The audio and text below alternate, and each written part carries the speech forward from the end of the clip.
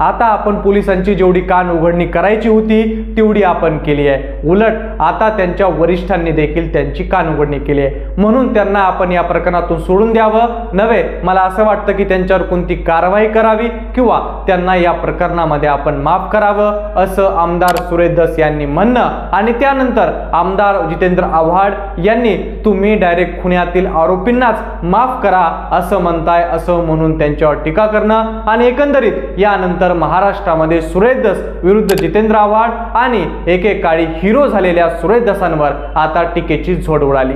खरं तर आमदार सुरेश धस यांनी सरपंच संतोष देशमुख या प्रकरणामध्ये ज्या प्रकारे स्टँड घेतला होता नंतर ते महाराष्ट्रामध्ये प्रसिद्धीस आले। आमदार सुरेश धस यांनी सरपंच संतोष देशमुख या प्रकरणामध्ये पोलिसांवर घेतलेली भूमिका आणि त्यानंतर परभणी पोलिसांबाबत घेतलेली भूमिका ही निवळ दुपट्टी भूमिका असून लोकांनाही कुठेतरी पटलेली नाहीये, त्यामुळं सोशल मीडियावर प्रचंड प्रमाणात सुरेश धस यांना ट्रोल केलं जात आहे। विशेषतः आंबेडकरी समाजामध्ये सुरेश धस यांच्याबद्दल तीव्र नाजारी पाहायला मिळत आहे। या जर आपण बघितलं तर आमदार सुरेश धस यांना फक्त मनोज जरांगे यांना साइडलाईन करण्यासाठी मराठा समाजामधून पुढे केलं गेलं असं देखील आरोप या निमित्ताने झाला।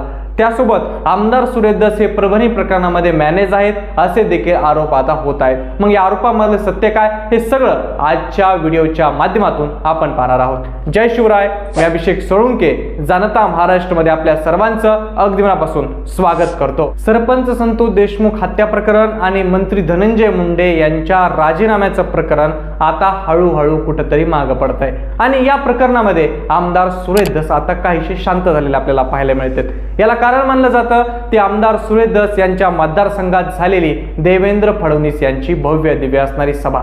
या सभेला राष्ट्रवादी शरद पवार गटाचे खासदार बजरंग सोनवणे, राष्ट्रवादी शरद पवार गटाचे बीडचे आमदार संदीप क्षीरसागर तर पंकजा मुंडे, देवेंद्र फडणवीस या सभेला होत्या। परंतु या सभेमध्ये जे झालं ते खरंच विचार करण्यासारखं होतं, कारण की मंत्री पंकजा मुंडे यांनी आपल्या भाषणामध्ये खासदार बजरंग सोनवणे यांचा उल्लेख करणं आणि भाजपच्या कार्यकर्त्यातून टाळ्या आणि शिट्ट्याचा गजर होणं एवढीपर्यंत ठीक होतं। परंतु राष्ट्रवादीचे बीडचे आमदार असणारे शरद पवार गटाचे संदीप क्षीरसागर यांचं नाव घेतलं तरीही त्याच प्रकारच्या शिट्ट्या आणि टाळ्या वाजल्या। यानंतर पंकजा मुंडे यांनी देवेंद्र फडणवीस यांचं नाव घेत तुम्ही बघताय ना हे काय चाललंय, याचा अर्थ पंकजा मुंडेंना हे सांगायचं होतं की सुरेश धस यांना आता आवरण्याची गरज आहे, कारण की कार्यक्रम भाजपचा आहे परंतु राष्ट्रवादी शरद पवार गटाच्या नेत्यांचे नाव घेताच कार्यकर्ते जल्लोष करत आहेत। याचा अर्थ सुरेश धस हे हातच्या बाहेर चालले आहेत, त्यांना आवरण्याची आवश्यकता आहे असं पंकजा मुंडे यांना सांगायचं होतं का, असाही प्रश्न या निमित्ताने उपस्थित होतो। परंतु एकंदरीत हा सगळा ड्रामा झाल्यानंतर आमदार सुरेश धस यांची देवेंद्र फडणवीस यांनी काही कानउघडणी केली का असा प्रश्न उपस्थित होतो, कारण की आता मात्र धस पहिल्यासारखे या प्रकरणामध्ये सक्रिय दिसत नाहीत आहे। त्याचबरोबर आमदार सुरेश धस ज्या प्रकारे त्यांनी मंत्री धनंजय मुंडे यांच्या राजीनामा घेण्यासाठी घसा कोरडा केला आणि राज्यामध्ये त्यांचे मोर्चे निघाले, त्या मोर्चात त्यांनी परळीचे कारनामे बाहेर काढले, ते सुरेश धस आता कुठेतरी शांत बसलेत। मग याचा अर्थ आता देवेंद्र फडणवीस यांनी त्यांना आतमधून काही कानमंत्र दिला का, तर आता कराड सुद्धा हा खुनाचा आरोपी झाला। मग आता मंत्री धनंजय मुंडे यांच्या राजीनाम्याची गोष्ट कुठपर्यंत आली, हे सगळे प्रश्न या ठिकाणी उपस्थित होत आहेत। त्याचबरोबर आपण जर बघितलं तर मंत्री धनंजय मुंडे यांचं अचानकपणे म्हणणं की 59 दिवस एकाच माणसावर मीडिया ट्रायल घेऊन त्याच्या राजकीय आयुष्यातून त्याला संपवण्याचा प्रयत्न करणं एवढी ही गलिच्छ वेळ आली आहे का। एकंदरीत धनंजय मुंडेंचं हे बोलणं, आष्टीतील ती देवेंद्र फडणवीस यांची सभा आणि पंकजा मुंडे देवेंद्र फडणवीस यांच्या समोर झालेला राष्ट्रवादी शरद पवार गटांच्या नेत्यासमोरचा राडा, या सगळ्या गोष्टीनंतर आमदार सुरेश धस यांना देवेंद्र फडणवीस यांनी काहीतरी आतमधून इशारा दिला असल्याचं देखील आता बोललं जात आहे। कारण की आमदार सुरेश धस यांनी अचानकपणे परभणीच्या लॉंग मार्च मध्ये केलेलं वक्तव्य आणि त्याहून जितेंद्र आव्हाड यांनी केलेले आरोप। जितेंद्र आव्हाड म्हणतात की मनोज जरांगेंना साइडलाईन करण्यासाठी सरकारने सुरेश धस यांना समोर केलं आणि म्हणूनच सुरेश धस यांना सरकारतर्फे मीडिया कव्हरेज दिलं जात आहे। म्हणजे आपण जर या आरोपाचा जर गांभीर्याने विचार केला तर मागील काही वर्षामध्ये मनोज जरांगे यांच्या आंदोलनामध्ये वारंवार टार्गेट होत होते ते देवेंद्र फडणवीस। यामुळे काय झालं तर मराठा समाज आणि या मराठा समाजामध्ये भाजप आणि देवेंद्र फडणवीस यांच्याबद्दल प्रचंड संताप तयार झाला आणि याचा परिणाम असा झाला की मराठा वोट बँक फडणवीस आणि भाजप पासून दुरावली आणि याचा फटका त्यांना लोकसभेमध्ये बसला।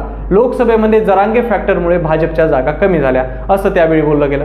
आणि त्यामुळं ही वोट बँक पुन्हा एकदा आपल्या बाजूनं वळवायची असेल तर आपल्यामधलं मराठा नेतृत्व समोर करायला हवं आणि यासाठी देवेंद्र फडणवीस रणनीती आखत होते। आणि अशातच प्रकरण घडलं ते संतोष देशमुख हत्या प्रकरण। आणि या हत्या प्रकरणामध्ये आमदार सुरेश धस यांनी उडी घेतली आणि त्यांनी थेट महायुतीमधल्या मंत्री धनंजय मुंडे यांच्या राजीनाम्याची मागणी केली आणि इथेच देवेंद्र फडणवीस यांना मराठा पेच दिसून आली आणि त्यांनी सुरेश धसांच्या खांद्यावर बंदूक ठेवून मनोज जरांगेंना हळूहळू साईडलाईन करायला सुरुवात केलं। कारण की आपण विचार केला, ज्या मनोज जरांगेंनी आपलं उपोषण सोडवण्यासाठी आपल्या उपोषणस्थळी भाजपच्या नेत्यांना जवळ सुद्धा येऊ दिलं नाही, तिथं त्यांचं उपोषण सोडवण्यासाठी एकनाथ शिंदे यांच्या मंत्र्यांना पुढाकार घ्यावा लागला। अशा परिस्थितीत ज्यावेळी मनोज जरांगेंनी आत्ताचं जे उपोषण केलं होतं हे उपोषण भाजपचे आमदार सुरेश धस यांच्या माध्यमातून सोडवलं गेलं। म्हणजे फडणवीस यांची ही प्लॅनिंग कुठंतरी सक्सेस होताना आपल्याला पाहायला मिळाली।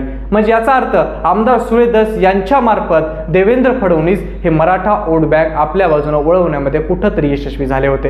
परंतु फडणवीस एका जागेवर चुकले, ते म्हणजे त्यांनी परभणीच्या प्रकरणामध्ये आमदार सुरेश धस यांना बोलायला लावून त्यांनी आमदार सुरेश धस यांचं जास्तच अवघड करून ठेवलं। कारण की यामध्ये आमदार सुरेश धस यांनी ज्या प्रकारे सरपंच संतोष देशमुख प्रकरण उचललं आणि त्यानंतर त्यांनी ज्या प्रकारे पोलिसांच्या भूमिकेबद्दल प्रश्न उपस्थित केले, त्यानंतर त्यांनी परभणीच्या पोलिसांबाबत अशी दुटप्पी भूमिका घेणं हे लोकांना पटलं नाही आणि यामुळे आज प्रचंड प्रमाणात लोक त्यांना ट्रोल करत आहेत। पण तुम्हाला काय वाटतं की खरंच परभणीच्या प्रकरणामध्ये या लॉंग मार्चमध्ये आमदार सुरेश धस यांना देवेंद्र फडणवीस यांनी पाठवलं होतं का? जर पाठवलं असेल परंतु त्यांची पूर्णपणे ही प्लॅनिंग फसली का ते कमेंट करून सांगा। आणि अशाच प्रकारच्या व्हिडिओसाठी आपल्या जनता महाराष्ट्र या यूट्यूब चॅनल नक्की सबस्क्राईब करा। धन्यवाद।